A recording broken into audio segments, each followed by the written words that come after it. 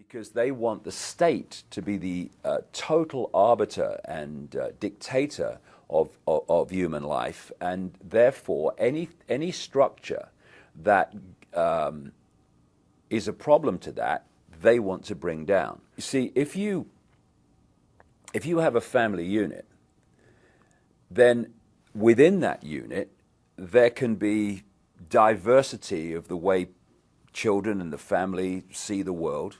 This family unit, if they're together, there can be diversity in the way they see the world. And all these different diverse units of family create exactly that, diversity. What any dictatorship wants, no matter what it is uniformity. It doesn't want diversity of view, diversity of the way people see the world and see each other and all the rest of it. They want uniformity. You look at Soviet Union. What was it? It was a centralized dictatorship that took away all diversity. You look at any fascist dictatorship, centralized control, take away diversity.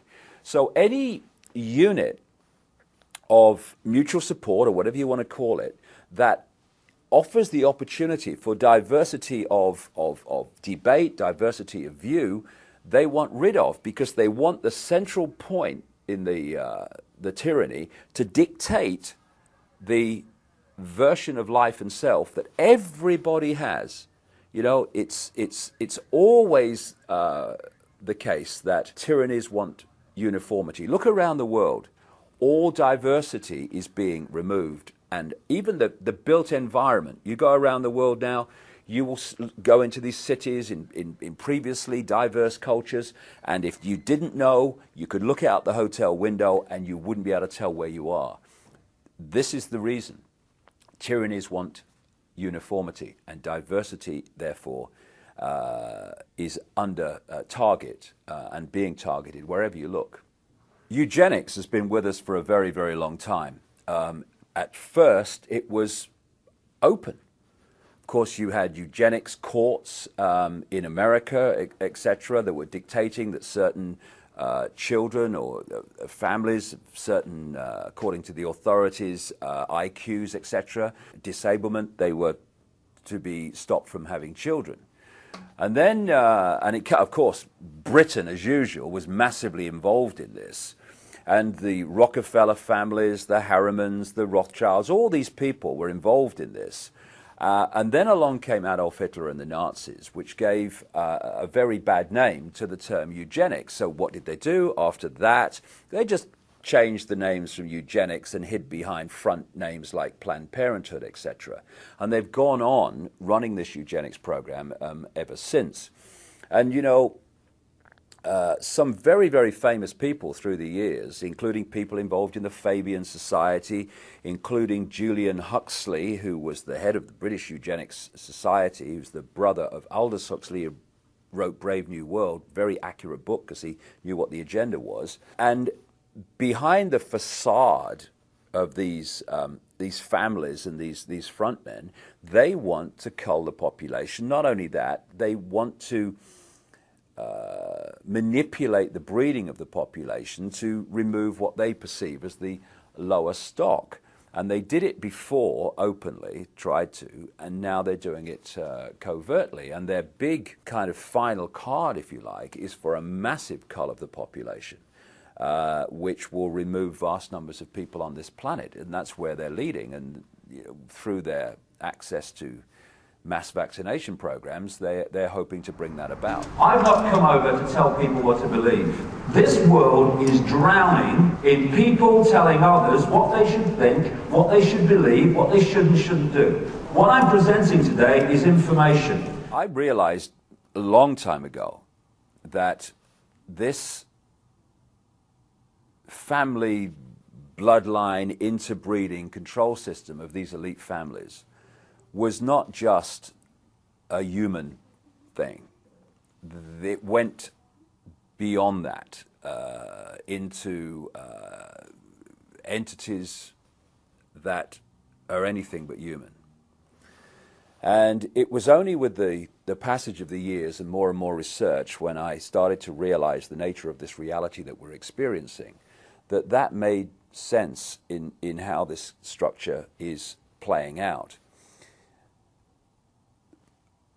What the system has done is to keep from us the nature of the reality we're experiencing and the nature of who we are in life itself. And in doing so, it has kept us completely in the dark about what's actually happening around us.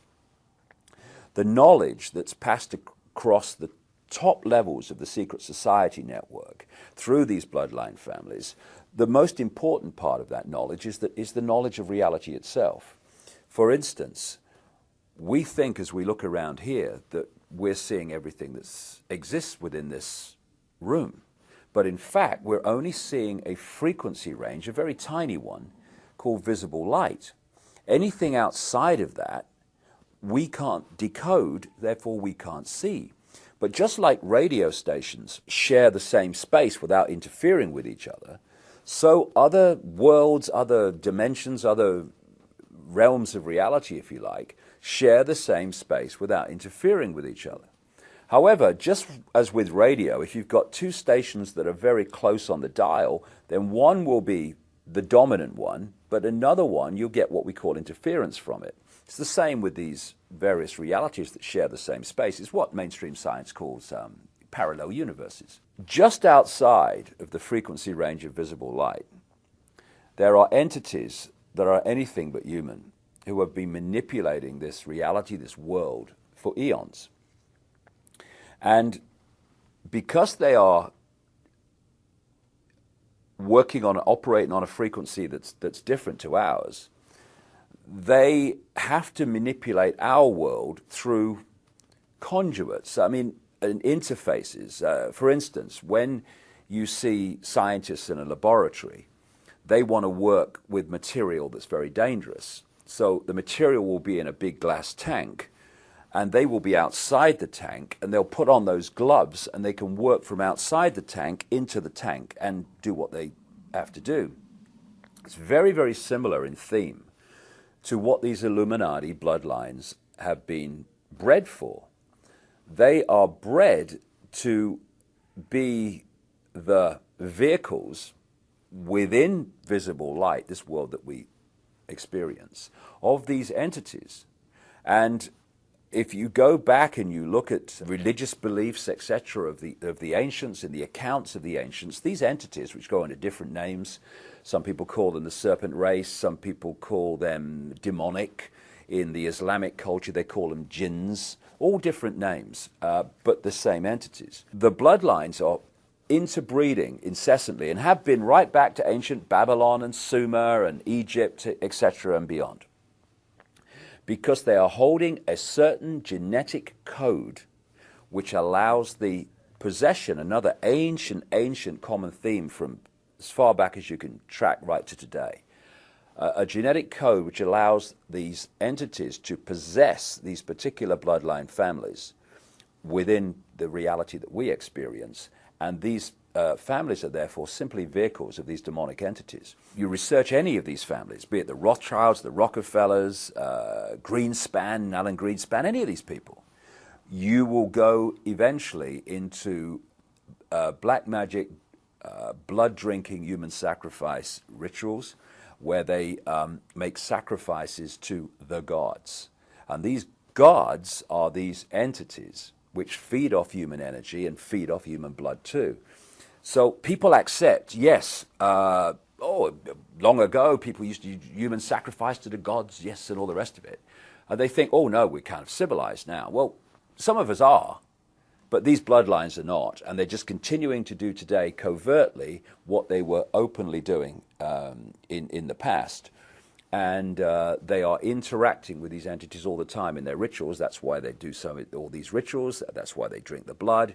And ultimately, they are possessed by these entities. And this brings about a simple situation. You've got the entities, let's call them demonic entities for want of a word. They're operating just outside of this visible light reality that we experience. They use the bloodline families as their vehicle to manipulate this reality. They take over their mental, what passes for their emotional processes, their physical processes. And what that means is when these bloodline families go into positions of power, what we're actually doing is seeing these entities go into those positions of power. And so the secret society network is there to manipulate these bloodline families and their agents into the positions that dictate society and the direction it goes and all the rest of it. And because we can only decode their visible light level, we see the human level. We see people under different names called Rockefeller and Rothschild and Bush and Obama and all the rest of it.